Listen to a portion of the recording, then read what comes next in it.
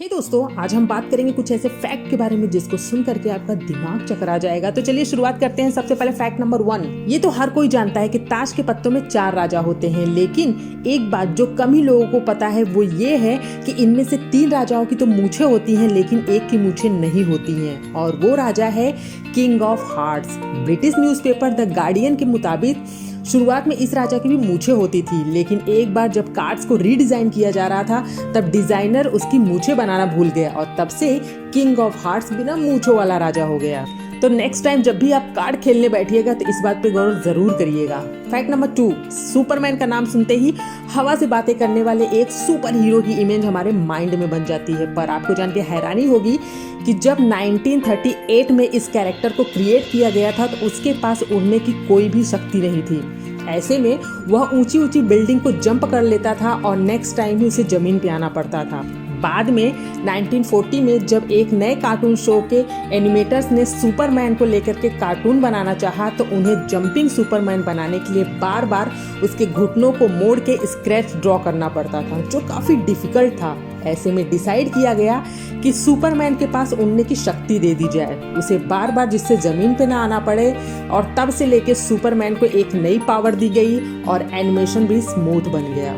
Fact number 3। जब भी हम फोटो खींचते हैं तो हमेशा यही कहते हैं से चीज, ताकि हमारी एक स्माइली सी पिक्चर आ सके, लेकिन आपको जान के हैरानी होगी कि कुछ 100 साल पहले विक्टोरियन ईरा में लोग फोटो खींचते समय से प्रून्स कहते थे, ताकि फोटो में उनके चेहरे पे एक गंभीरता दिखे। दरअसल वहाँ के लोग ये मानते थे कि जो लोग ज्यादा हंसते या मुस्कुराते हैं ऐसे लोग या तो गरीब होते हैं या तो शराब पीने वाले होते हैं। शायद यही कारण है कि जब हम पुराने जमाने के राजा महाराजाओं की पिक्चर देखते हैं तो हमें उनके चेहरे पे कोई स्माइली फेस नहीं दिखता है, बल्कि वो काफी गंभीर दिखाई देते हैं।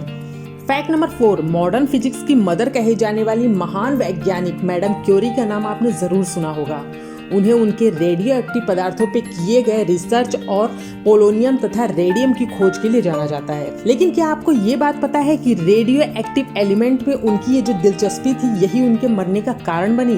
दरअसल हुआ ये कि एक्सपोज्योर टू रेडियो एक्टिविटी की वजह से उन्हें एक एप्लास्टिक एनीमिया नाम की बीमारी हो गई थी, जिससे उनकी जान चली गई।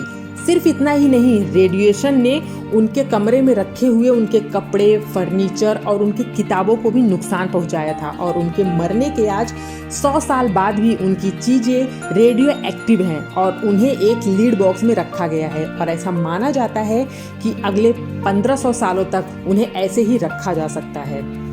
Fact number 5। आईफोन का नाम तो आपने जरूर सुना होगा। आईफोन का नाम लेते ही हमारे माइंड में एप्पल कंपनी के एक शानदार प्रोडक्ट की इमेज बन जाती है, पर आपको जान के हैरानी होगी कि पहली मोबाइल डिवाइस जिसे आईफोन नाम दिया गया वो एप्पल नहीं थी, बल्कि सिस्को कंपनी ने बनाया था। उसका काम बिना कंप्यूटर यूज किए हुई स्काइप की वॉइस फंक्शनैलिटी को यूज करना था। इस डिवाइस के आने के 22 डेज के बाद ही एप्पल ने अपने आईफोन का अनाउंसमेंट किया था, जिस पर सिस्को ने कोर्ट केस भी कर दिया था, लेकिन बाद में आउट ऑफ कोर्ट सेटलमेंट ने दोनों ही कंपनियों को इस नाम को यूज करने के लिए राजी कर लिया।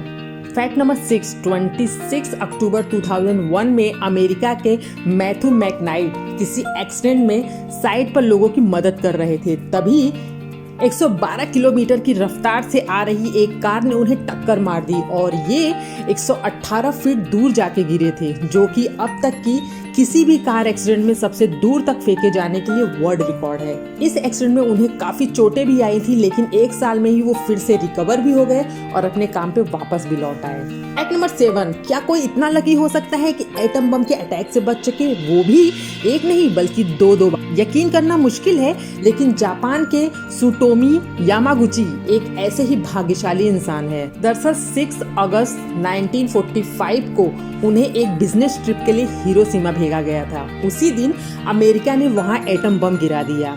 यामागुची का चेहरा और हाथ झुलस गया, पर चमत्कारी रूप से वे मरने से बच गए और वापस अपने घर नागासाकी चले आए। 3 दिन बाद अमेरिका ने वहां पे भी एक एटम बम गिराया। इस हमले में उनका घर तो बर्बाद हो गया, लेकिन जो सबसे शॉकिंग बात है वो ये है कि उस वक्त उनका परिवार और वो पूरी तरीके से सेफ थे।